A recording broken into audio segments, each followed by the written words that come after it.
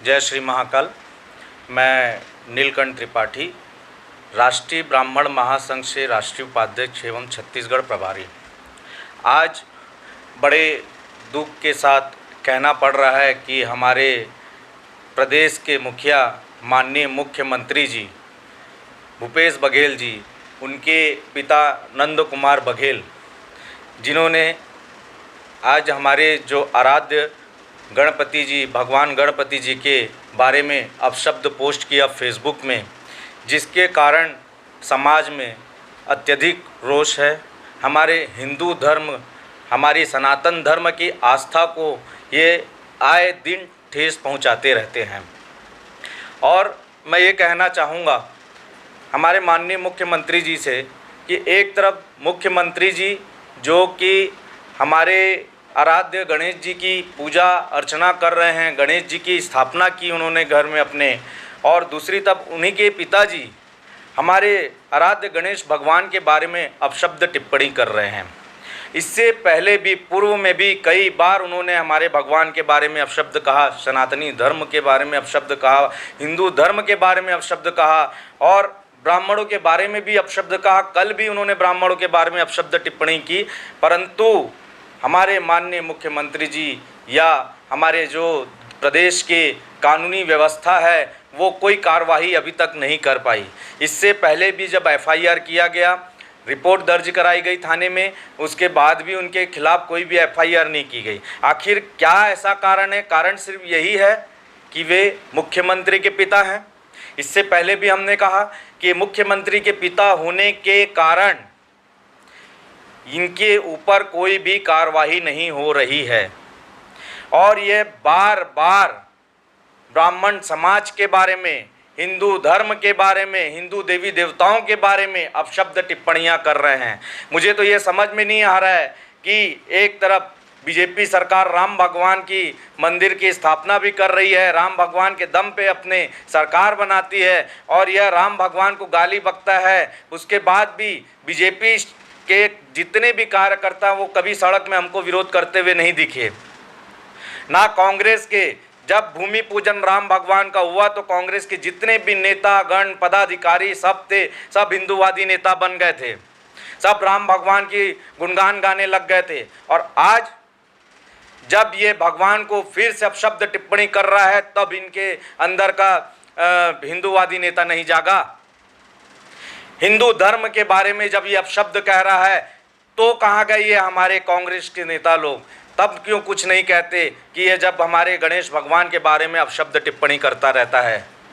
क्यों इनके ऊपर कोई कार्रवाई अभी तक नहीं हो रही है? आखिर क्या कारण है?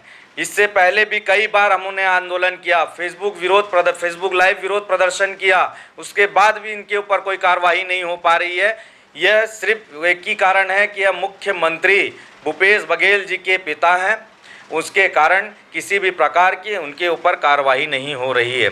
और कब तक हमारे जो हिंदू धर्म के यहाँ पे कई ऐसे 1760 संगठन बन के बैठे हुए हैं, ब्राह्मण समाज के 1760 संगठन बन के बैठे हुए हैं, परंतु अभी तक उनके किसी के भी, उनके जो अध्यक्ष हैं, नेतृत्वकर्ता हैं, उनके एक भी स्टेटमेंट जारी नहीं हुए हैं कि मुख्यमंत्री जी आपसे हम निवेदन करते हैं कि आप अपने पिता के जो अपशब्द हमारे भगवान के बारे में, हमारे देवी देवताओं के बारे में, हमारे हिंदू धर्म के बारे में कह रहे हैं, उनके बारे में जो ये अपशब्द टिप्पणियां कर रहे हैं तो उनको शांत करवाइए। अभी तक किसी ने भी कोई भी स्टेटमेंट जारी नहीं किया। आखिर क्या कारण है? क्या केवल चुनाव के समय ही यह संगठन बाहर निकल के आता है? अभी काहे शांत बैठे हैं? मैं जितने भी हिंदू धर्म के, सनातनी धर्म के जो संगठन हैं उनसे भी मैं निवेदन करूंगा कि आप लोग आएँ और इनका विरोध करें। इस प्रकार से बार बार हिंदू धर्म के बारे में, हिंदू देवी देवताओं के बारे में अपशब्द टिप्पणियां कर रहे हैं। क्या इनको हिंदू समाज से वोट नहीं मिलते? कांग्रेस में लगभग बड़े पद में ब्राह्मण समाज के नेता, विधायक, मंत्री बन के बैठे हुए हैं। आज ब्राह्मण समाज के जितने भी नेतृत्वकर्ता हैं वे हर पार्टी में बैठे हैं और ब्राह्मण समाज के कारण ही जितनी राष्ट्रीय स्तर की पार्टियां हैं चल रही हैं। हमें इनको दरकिनार नहीं करना चाहिए। मैं अपने आदरणीय मुख्यमंत्री जी से भी कहना चाहूँगा कि आप यूं मुँह मौन धारण करके ना बैठें। आप यदि मौन धारण करके बैठेंगे तो ये हमारे सनातन धर्म की जो जनता है उनको क्या जवाब देना पड़ेगा। हमारे सनातनी जो युवा हैं वे भी जानना चाह रहे हैं आपसे कि आप मौन क्यों हैं। एक तरफ आप गणेश जी की पूजा करते हैं, दूसरी तरफ आपके पिता गणेश भगवान के बारे में अपशब्द टिप्पणियां कर रहे हैं, गणेश भगवान की अपशब्द चित्र को पोस्ट कर रहे हैं, आपत्तिजनक चित्र को पोस्ट कर रहे हैं। क्यों आप शांत नहीं करवा पा रहे हैं अपने पिता को? क्या आपको सनातन धर्म से मतलब नहीं, या हिंदू धर्म से मतलब नहीं, या फिर आप अपनी राजनीति की रोटी सेक रहे हैं और वो आपके मुख्यमंत्री होने का फ़ायदा उठाते हुए वो इतना हिंदू धर्म के बारे में अपशब्द टिप्पणियां कर रहे हैं? आप मौन क्यों हैं? कृपया आप उसके बारे में वक्तव्य जारी करें कि शांति काहे आप बना करके रखे हुए हैं। आपके जो नेता हैं वे क्यों अभी शांत हैं? राम जन्मभूमि के समय में जितने भी नेता थे सब हिंदूवादी नेता बन के उभरे थे।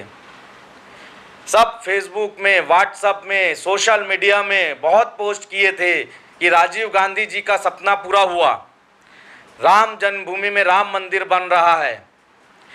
आज वही हमारे सनातन धर्म के आराध्य जो प्रथम पूजनीय गणेश भगवान जी के बारे में जब अपशब्द टिप्पणी कर रहे हैं तो यही हिंदूवादी नेता कहाँ चले गए? क्या उनको यह दिखाई नहीं दे रहा कि हमारे हिंदू धर्म के, हमारे भगवान के बारे में, हमारे सनातन धर्म के बारे में अपशब्द टिप्पणियां कर रहे हैं? तो इनका विरोध किया जाए या फिर इनको शांत करवाया जाए।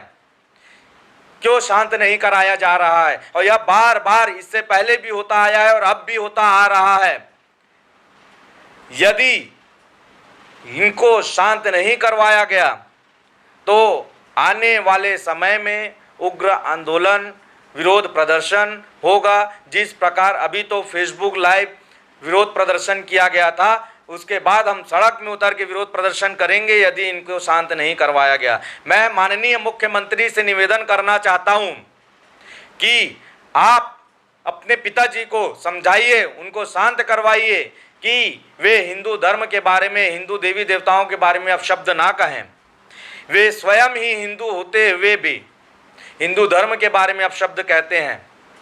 मैं यही कहते विराम देना चाहूँगा। जितने भी हमारे युवा भाई हैं उनसे भी मैं निवेदन करूँगा कि आप लोग सनातन धर्म के सम्मान के लिए आगे आएं, चाटुकारिता की राजनीति को खत्म करें।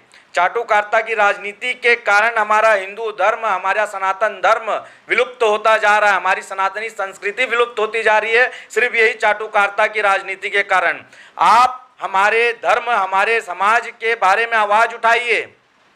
हमारे जो धर्म के, हमारे धर्म गुरु हैं उनका सम्मान करते हुए हमको हमारे धर्म के बारे में आवाज़ उठाना पड़ेगा। अगर अभी हम आवाज़ नहीं उठाए, आने वाली पीढ़ी बहुत ही परेशान होगी। मैं जितने युवा भाई हैं उनसे एक ही निवेदन करूंगा कि आप एक साथ हो करके, एक मंच में आकर के सब के सब हमारे सनातन धर्म, हमारे हिंदू धर्म के बारे में आवाज़ उठाना चालू करें। हमारे देवी देवताओं के बारे में यदि कोई भी अपशब्द टिप्पणी करता है तो उसका विरोध करना चाहिए। यही मैं आप सबसे निवेदन करना चाहता हूँ। जय श्री महाकाल। बहुत बहुत धन्यवाद।